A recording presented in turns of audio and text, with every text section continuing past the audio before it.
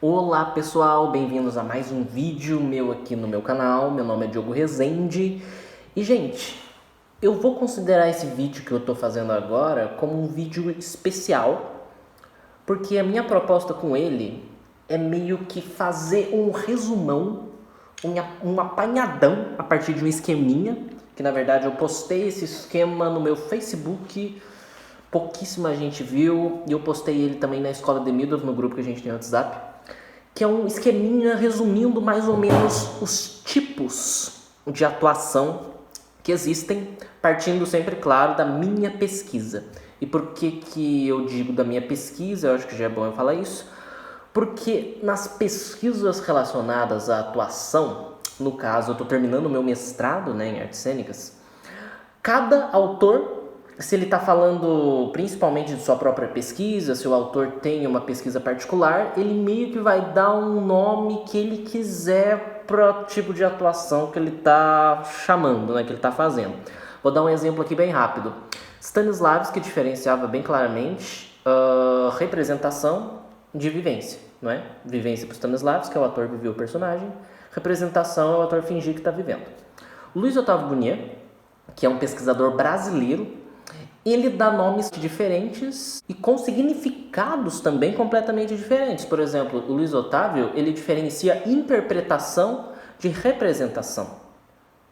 E reparem que Stanislavski também tem uma representação ali, né? Na diferença que ele faz de representação e vivência. Só que a representação do Stanislavski não é a mesma representação do Luiz Otávio Bunier. Mesmo o nome sendo igual... Mesmo o nome sendo igual, o significado não é. Então, o que mais vai importar, no que eu vou falar aqui para vocês, é o significado que a gente vai estar dando para cada termo que eu for usar. Então, vamos lá. A minha pesquisa ela é focada principalmente nos trabalhos do Stanislavski e, mais recentemente, também do Nikolai Demidov. E os dois, eles meio... Nossa Senhora. E os dois, eles meio que usam os mesmos termos para falar das mesmas coisas. Então, isso aí vai ajudar. Então, vamos lá. Começando de uma forma bem geral, o que é atuação? Né? O que é atuação? Né? Legal, o ator está atuando, não sei o que, eu estou ou não atuando. O que seria atuação nesse sentido mais geral? Vamos começar por aí. Atuação é basicamente você se colocando em uma outra situação que não é a sua, não é você como você está no momento que você está, com o seu passado exatamente como você é na vida real, é você agindo, né, fazendo alguma coisa com pelo menos uma coisinha diferente de como você realmente está na sua vida real. E esse como você está inclui tudo da sua vida real. Isso seria atuação. Então, por exemplo, se eu, Diogo, eu vejo, sei lá, um acidente que aconteceu na rua e depois eu vou contar sobre esse acidente para alguém, e eu começo, não, porque o cara chegou e falou, o que você está fazendo? Esse o que você está fazendo, da minha fala, ele já é uma atuação. Porque eu estou imitando o cara. Eu estou me colocando naquela situação que não é a minha de agora. Não é? E se depois eu continuar falando, né? Não, eu fiquei completamente nervoso, eu voltei para casa todo assim. Esse todo assim também é um tipo de atuação. Eu também estou atuando. Eu não estou assim agora. Entendem? Basicamente, falando de uma forma bem geral, a atuação é isso. É você se colocar numa situação, a menor que seja, a menor circunstância que seja, diferente de como você está, e a partir disso você agir, você falar, você fazer qualquer coisa. Isso você pode estar atuando. Se uma pessoa está mentindo, por exemplo, né, a pessoa te enganou, ela estava atuando quando ela falou. Porque ela estava falando uma coisa que não é verdade, não é uma coisa que estava acontecendo realmente na vida real, não é? Daquele momento. E agora, depois da gente ter definido aí o que seria atuação, a gente vai ver os dois tipos de atuação, pelo menos os mais importantes, que a gente pode dividir. De um lado, a gente tem a representação, lembrando que eu estou falando aqui, usando os termos que eu estudo na minha pesquisa, outros autores de teatro podem falar outros termos com significados completamente diferentes, mas como a minha pesquisa essa é a voltada a Stanislavski e a Demidov, eu vou usar os termos que eu pesquiso e conheço, não é? Então vamos começar primeiro por representação, não é? Vocês devem estar vendo aí no esqueminha, bonitinho. Representação é basicamente, como eu já falei lá no início, quando o ator ele está fingindo. E a representação ela pode ser muito boa, ela pode ser muito detalhada, extremamente detalhada. Não é? O ator passa horas, dias, meses treinando, repetindo para o negócio ficar super parecido com a vida. Mas não chega a ser vida. Reparem na palavra que eu usei. Ficar super parecido com a vida. Não é? O ator pensou tanto, trabalhou tanto que a atuação dele ficou muito parecida com a vida, mas não é a vida.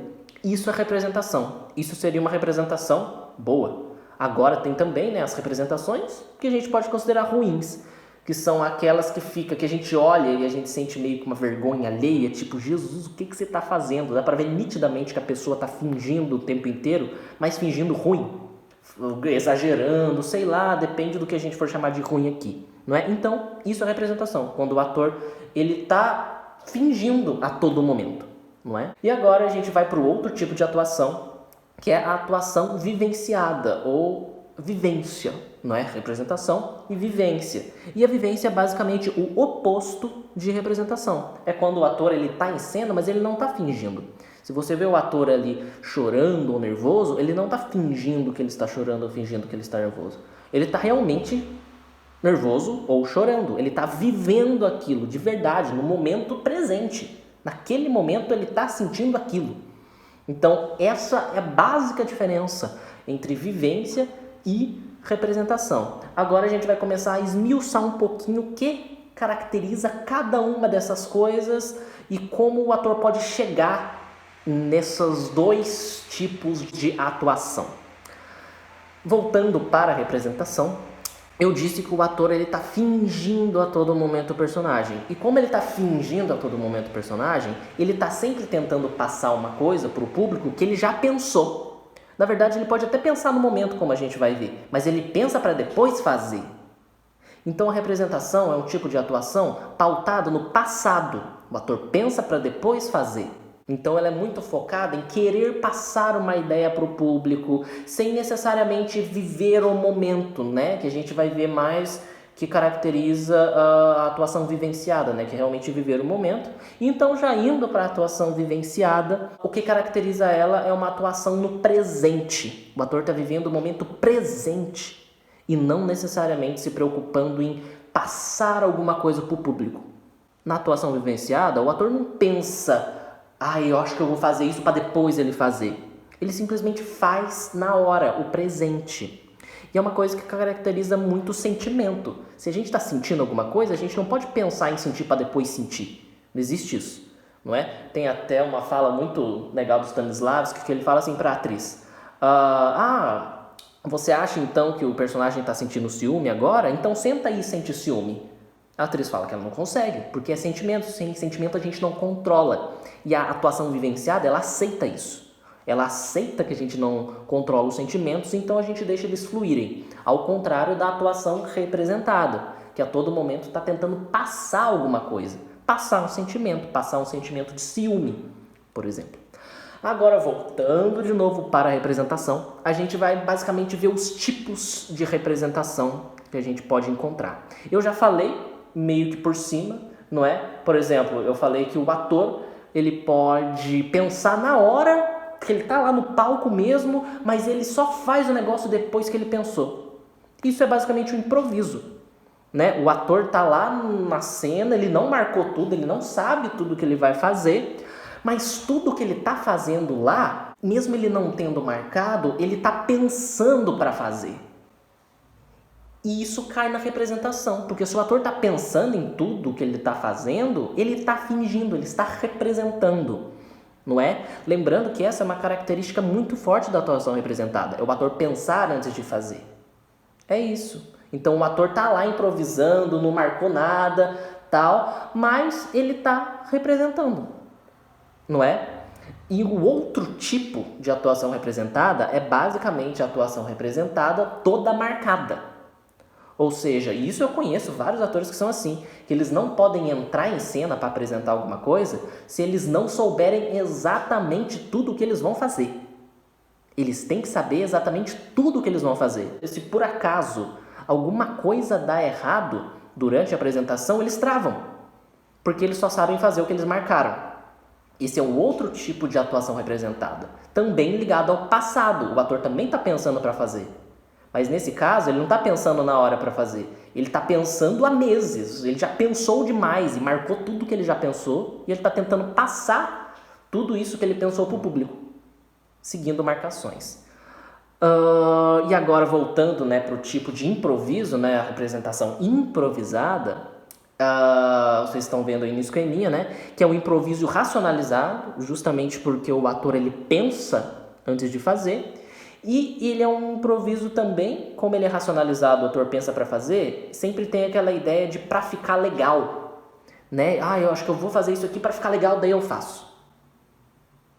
Essa é uma característica muito visível, principalmente em atuações representadas, improvisadas de comédia, não é?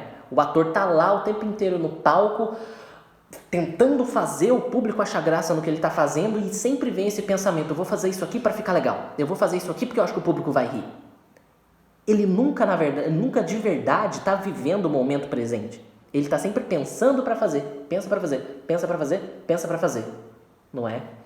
Então, essas são características muito gritantes assim, de uma atuação representada improvisada. Lembrando, gente, que tudo que eu estou falando aqui, eu não estou criando juízo de valor, tá? Existem atuações representadas que são maravilhosas, muito boas, que atuações vivenciadas nunca conseguiriam fazer. Justamente porque a atuação representada, ela permite que você pense em tudo que você vai fazer. Basicamente isso. Então, por exemplo, espetáculos como o do diretor americano Bob Wilson são lindos, fenomenais. Tem até no YouTube vários trechos assim, é só pesquisar Bob Wilson e é nitidamente representado. É extremamente calculado tudo que os atores estão fazendo. E é lindo. É lindo. Nenhuma atuação vivenciada, como a gente vai ver, conseguiria fazer isso. Então, assistam porque vale muito a pena. E agora, falando mais um pouquinho, né, da atuação representada, toda marcada, como a atuação ela é todinha marcada nesse caso, o ator ele exige dele um controle imenso de tudo que ele está fazendo. É um controle total, que por experiência própria e vendo também colegas que acabam trabalhando com esse jeito de atuar, é um tipo de trabalho que durante o processo de ensaio é uma coisa extremamente exaustiva. Porque como o ator está o tempo inteiro preocupado em tudo que ele vai fazer, até ele repetir isso aí 1 trilhão de vezes para ficar automático, né, ele fazer sem pensar, ocupa muito espaço na cabeça dele. É um nível de racionalização gigantesco. E existe sim, gente, diretor que marca tudo que o ator vai fazer, tipo dedinho. E isso cai num nível de análise e racionalização extremas, que eu, Diogo, pessoalmente, eu não funciono assim, e eu tenho pavor de qualquer... Se eu for ser dirigido dessa forma, eu prefiro não ser dirigido, porque é um trabalho que, para mim, é extremamente exaustivo e, pessoalmente, não leva a resultados que eu gosto muito. Não é? Eu gosto mais de uma atuação vivenciada, como a gente vai ver, que é basicamente o foco da minha pesquisa. O foco da minha pesquisa são as atuações vivenciadas, porque é o que tanto Stanislavski quanto Demibas buscavam, não é? Então é o que eu pratico, tanto como diretor quanto ator, é o que eu pratico, né? Essa atuação vivenciada. E, né, na atuação representada marcada, como ela exige esse controle total do que o ator está fazendo, esse controle total, ele entra nos movimentos, como eu disse, né? O ator tem que saber direitinho isso aí no nível máximo de marcação, tudo que ele vai fazer, eu vou andar nesse ritmo, eu vou sentar agora, dar 3 passos para a esquerda, depois falar desse jeito. E o falar desse jeito já entra no controle total também sobre as entonações do ator. E às vezes fica muito perceptível, principalmente quando essa atuação representada não é das melhores. É quando a gente percebe que o ator, ele decorou tudo do jeitinho dele falar, não é? Isso fica muito claro, né? Porque é quando o ator fala basicamente assim: eu estava sentado e vi você chegando. É uma coisa que parece que o ator está cantando e que ninguém fala assim, daquele jeito de verdade. E isso é quando a gente vê que está clara a representação do ator na voz dele. Então, a representação marcada, ela exige um controle total, tanto dos movimentos quanto da voz. É como se o ator, se ele não marcasse o como ele vai falar tudo, ele não simplesmente não conseguisse falar. não é? Porque, ele, de novo, ele não está vivendo o presente. Ele está querendo passar alguma coisa para o público, apresentar uma coisa que ele já pensou antes, ele já combinou antes, não é? E voltando um pouquinho para a atuação representada improvisada, o ator, do mesmo jeito que ele pode improvisar os movimentos, isso eu não coloquei ali, mas eu acho legal, ao mesmo tempo que ele pode improvisar os movimentos, pensando tudo neles no momento mesmo, ele pode fazer a mesma coisa com a voz. E isso a gente vê muito em novela, por exemplo.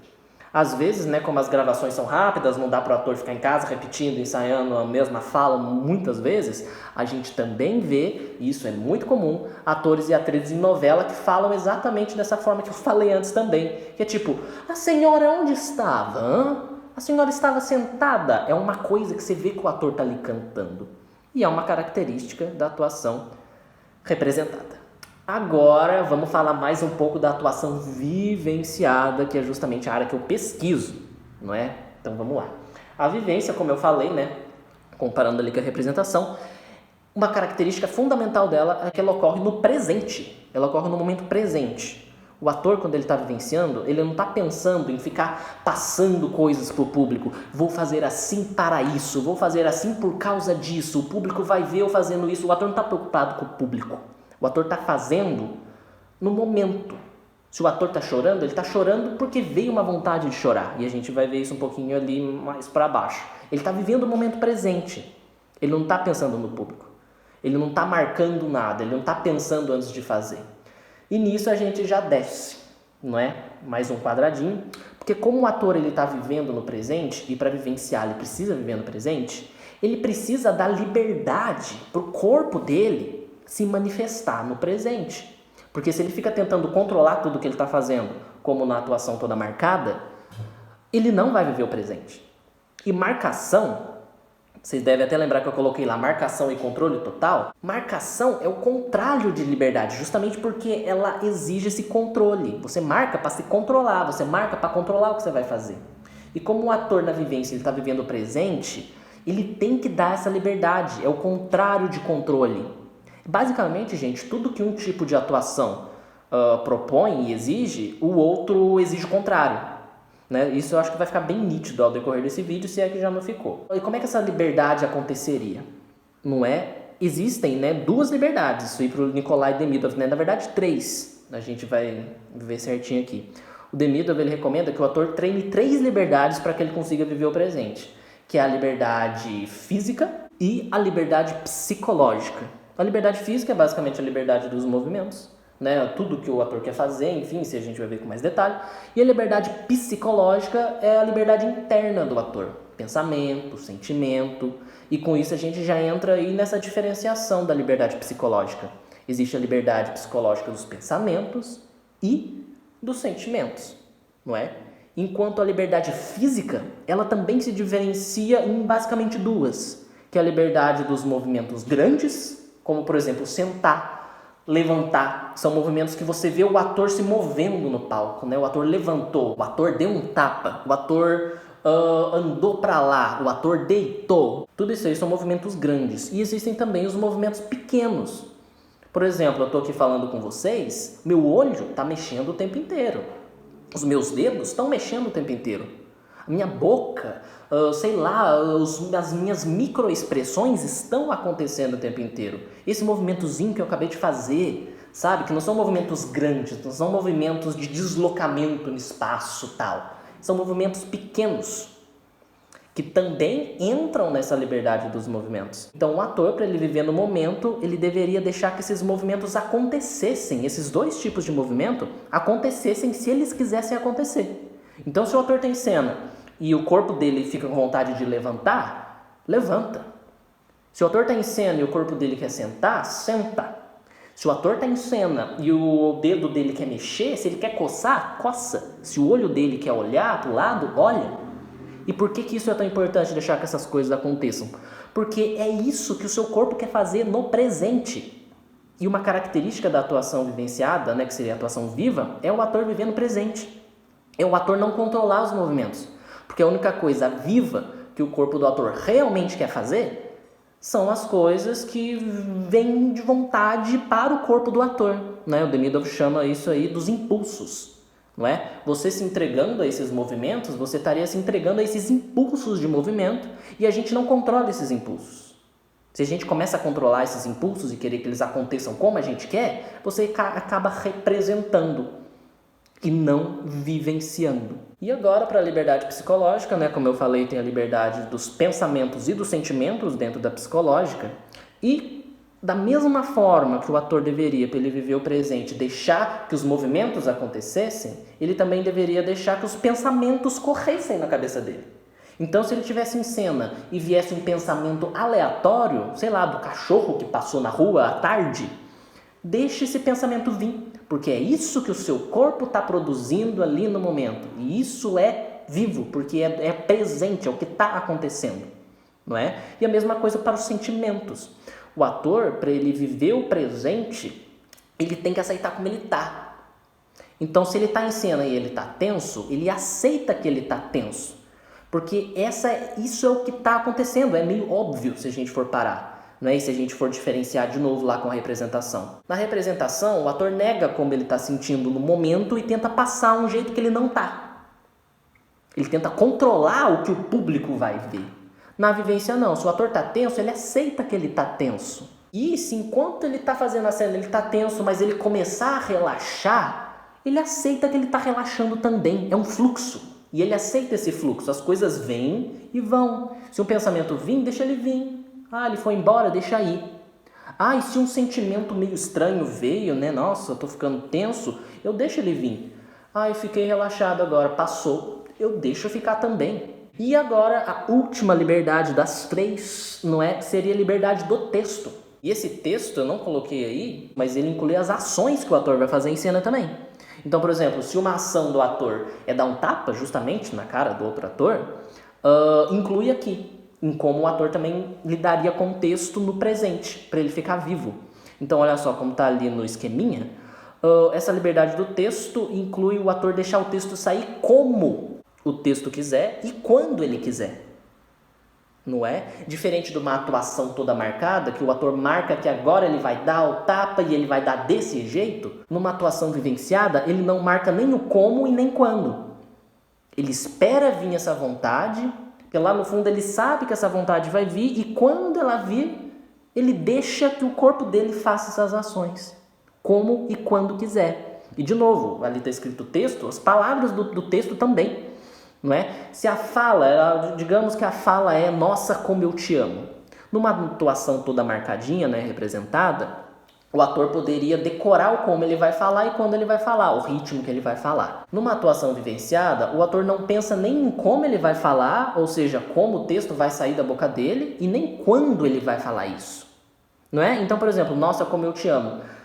Se a vontade do corpo dele na hora for falar nossa, dá uma pausa e depois falar como eu te amo, deixa sair desse jeito. Se a vontade for falar, nossa, como eu te amo, deixa sair desse jeito também. Então percebem, gente, agora que eu acabei de diferenciar as duas, esse vídeo acho que ficou até um pouco longo, mas como que os dois tipos de atuação, eles têm as características bem claras e bem diferentes, opostas, nitidamente opostas, entre elas, e cada uma serve para uma coisa. De repente, se a minha proposta, se eu como diretor quero criar espetáculos belíssimos como o do Bob Wilson, eu vou precisar de uma atuação mais matemática, né? O ator tem que fazer isso nessa hora para sair uma coisa toda musicalizada, né? Toda feitinha, perfeitinha, quase como uma matemática mesmo, não é? Agora, se eu quero ir assistir uma cena e ver um ator vivendo ali na frente, chorando de verdade, ver uma pessoa ali na minha frente e não um ator fingindo que está fazendo essas coisas, a atuação vivenciada ela pode ser mais interessante.